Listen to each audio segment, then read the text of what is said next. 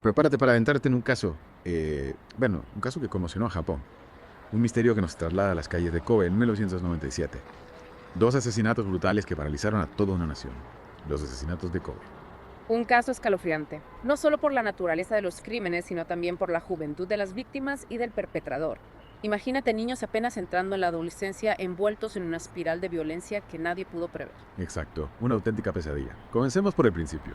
Marzo de 1997, el brutal asesinato de Ayaka Yamashita, una niña de tan solo 10 años. Un crimen que por desgracia no fue un hecho aislado. Apenas 2 meses después, el horror se repitió con el hallazgo del cuerpo decapitado de Jun Rice, de 11 años, frente a la puerta de su propia escuela. La cabeza de un niño frente a su escuela. Un escenario digno de una película de terror. Y aún más escalofriante el macabro mensaje que el asesino dejó en la boca de Junhas. Una nota escrita con tinta roja firmada con un nombre que se grabaría a fuego en la memoria colectiva de Japón. Seito Sakakibara. Sakakibara, un nombre que se convirtió en sinónimo de terror en la sombra que acechaba en cada esquina. ¿Qué sabemos de este individuo? ¿Qué tipo de mente es capaz de concebir actos tan atroces? Esa era la pregunta que atormentaba a los investigadores y aterrorizaba a la población.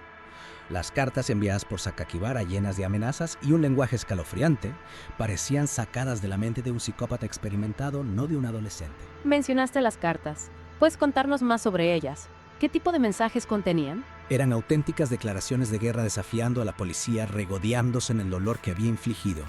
En una de ellas, enviada al periódico Kobe Shimbun, uno de los más importantes de la región, Sakakibara no solo amenazaba con más violencia, sino que también criticaba duramente el sistema educativo japonés, culpándolo de haberlo convertido en un ser invisible.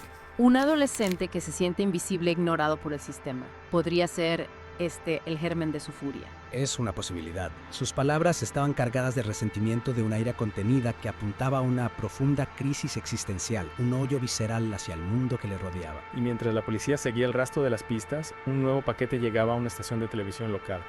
Otra carta, otra amenaza, la inconfundible firma en tinta roja. Seito Sakakibara. En esta ocasión, la carta iba dirigida a los periodistas que en su afán por informar habían utilizado un nombre erróneo para referirse al asesino, Onibara. Esta equivocación desató la furia de Sakakibara. Es decir, que no solo cometía actos brutales, sino que además se preocupaba por su imagen en los medios. Exacto. En su carta, Sakakibara amenazaba con matar a 3 vegetales por semana si volvían a equivocarse o a molestar.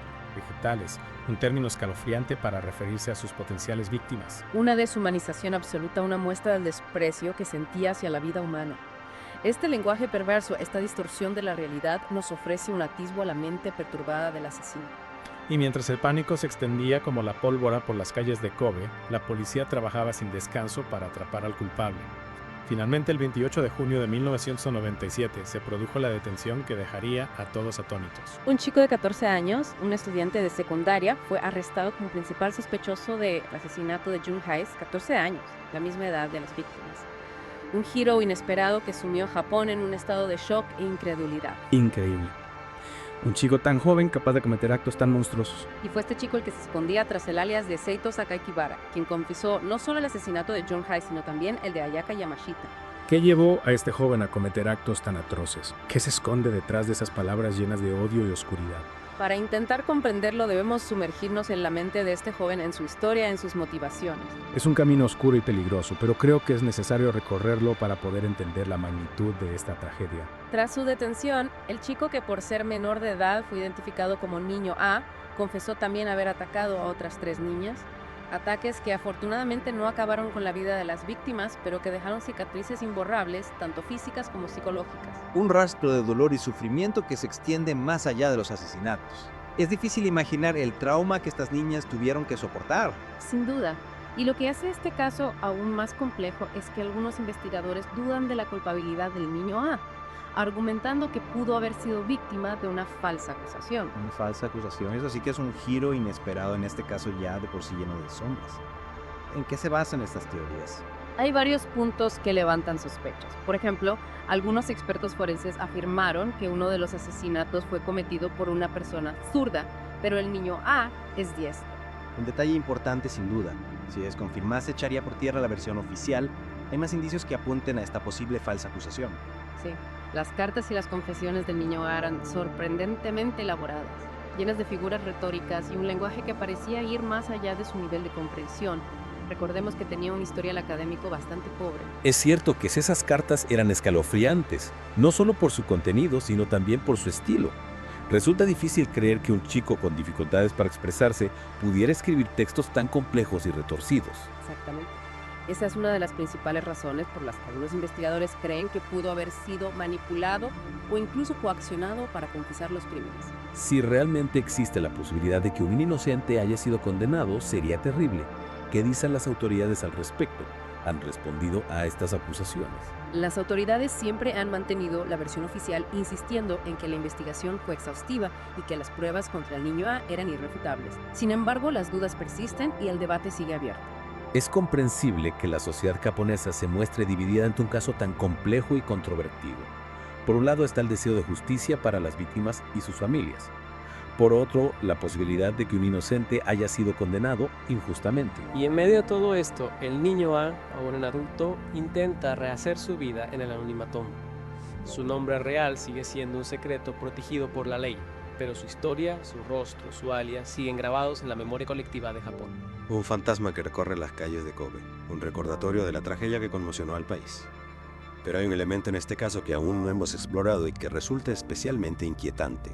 ¿Te refieres al libro que escribió tras su liberación? Exacto, un libro donde narra con detalle los asesinatos desde su perspectiva.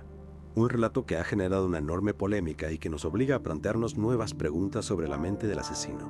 Profundicemos en ese capítulo oscuro de la historia. Analicemos el contenido del libro y las reacciones que provocó en la sociedad japonesa. El libro titulado Zeka, que significa Canción de Redención, fue publicado en 2015 y causó un gran revuelo en Japón. Mucha gente lo consideró una falta de respeto hacia las víctimas, una glorificación de la violencia y un intento de lucrarse con su terrible pasado. Entiendo la indignación. Publicar un libro así detallando los asesinatos desde su perspectiva parece una provocación, una burla hacia el dolor de las familias. Exacto. El libro no solo describe con frialdad los asesinatos, sino que también incluye pasajes donde el autor reflexiona sobre sus actos, justificando la violencia como una forma de rebeldía contra un sistema educativo opresivo y una sociedad que lo ignoraba. ¿Y qué buscaba el niño A con este libro? Dinero. Ajá. O simplemente quería volver a infligir dolor, esta vez a través de sus palabras. Es difícil saberlo con certeza. Quizás buscaba una forma de comprender sus propios actos, de justificarse ante sí mismo y ante el mundo. O tal vez, como tú dices, buscaba provocar, llamar la atención, reabrir viejas heridas. Lo que sí sabemos es que envió una copia del libro a cada una de las familias de las víctimas, con una nota de disculpas quizás. Envió una carta junto al libro, pero su contenido distaba mucho de una disculpa sincera. En ella expresaba su arrepentimiento por el dolor causado, pero al mismo tiempo justificaba sus acciones y culpaba al sistema por haberlo convertido en un monstruo. Es decir, que en lugar de asumir la responsabilidad de sus actos, seguía buscando excusas culpando a otros de su propia maldad. Exactamente. Esa actitud, esa falta de empatía hacia las víctimas y sus familias generó aún más rechazo hacia su persona y hacia el libro. El caso de los asesinatos de Kobe es un pozo sin fondo de horror y misterio. Cada vez que creemos haber llegado al final, surge un nuevo detalle que nos perturba aún más. Y es que este caso nos obliga a confrontar la parte más oscura de la naturaleza humana, a aceptar que la maldad existe, que puede manifestarse en cualquier momento, en cualquier lugar, incluso en la figura de un niño aparentemente normal. Un niño que por las razones que sean se convirtió en un monstruo. Y aunque la justicia haya hecho su trabajo, la herida sigue abierta, el dolor perdura. Porque algunos crímenes son tan atroces que dejan una marca imborrable en la sociedad, en la historia, en el alma humana. El eco de los asesinatos de Kobe sigue resonando en las calles de Japón, en los corazones de quienes vivieron aquella pesadilla. Un recordatorio de que la oscuridad siempre acecha, de que la maldad puede surgir en los lugares más inesperados. El caso de Seito Sakakibara, el niño A, nos deja con una sensación de inquietud, con un nudo en la garganta que nos acompañará mucho tiempo después de haber escuchado esta historia. Y con una pregunta que resuena en el silencio: ¿es posible perdonar lo imperdonable? Esa es una pregunta que cada uno debe responderse a sí mismo. Lo que sí sabemos es que este caso nos invita a la reflexión, a la prudencia, a la empatía, a la búsqueda incansable de la verdad, por dolorosa que ésta sea. Nos recuerda la importancia de proteger a los más vulnerables, de estar atentos a las señales de alarma, de trabajar para construir una sociedad más justa y compasiva, donde este tipo de tragedias no vuelvan a suceder. El caso de los asesinatos de Kobe, una historia real que nos deja sin aliento, que nos obliga a mirar al abismo de la maldad humana y a preguntarnos qué podemos hacer para evitar que vuelva a suceder. Esperamos que esta inmersión en los detalles del caso te haya dado una nueva perspectiva sobre este oscuro capítulo de la historia de Japón.